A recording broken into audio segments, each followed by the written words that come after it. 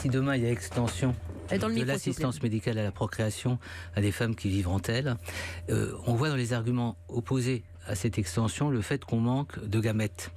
Est-ce que vous ferez un choix entre un couple qui vient vous consulter pour des raisons de stérilité et un couple de même sexe, puisque c'est une question qui risque de se poser en tous les cas dans le débat actuel. Alors, il y a pénurie de gamètes. Je disais que la première chose, c'est quand même le principe.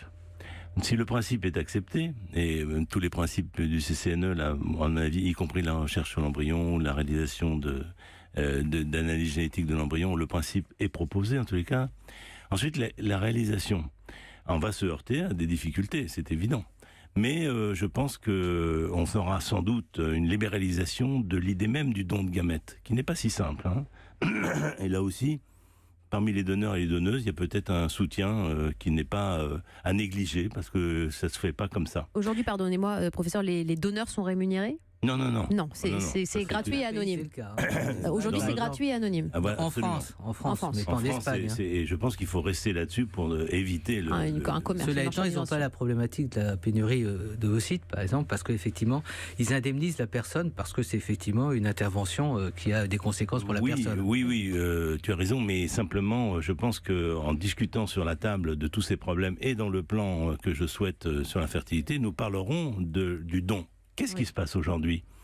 Il y a une fois par an une campagne pour le don de gamètes qui coûte très cher d'ailleurs et qui passe quasiment inaperçue parce que ça dure peu de temps. Puis c'est un peu tabou. Oui. Alors, c'est un peu tabou, mais deux, c'est surtout tabou parce que la moitié des centres français ne peuvent pas faire de dons de gamètes. Ils sont taxés à l'avance parce qu'ils sont privés de vouloir faire des bénéfices. D'accord. Et je pense qu'il y a des règlements qui peuvent être appliqués, comme partout en médecine, aussi bien au privé que au public. Déjà, ça élargirait la demande. Si moi je veux... Par exemple, avec Myriam à Foch, si on veut faire une journée d'information pour les gens qui sont à côté, ben, on n'a pas le droit. Parce que localement, on ne peut pas, on peut faire qu'une campagne nationale. Donc en un mot, il faut que, à partir du moment où on pose la question du don sur la table, qu'on agisse par des leviers pour mobiliser les gens sur l'idée du don. Encore une fois, ne jamais les obliger, bien entendu, mais au moins que ça se diffuse. Beaucoup de gens ne le savent pas.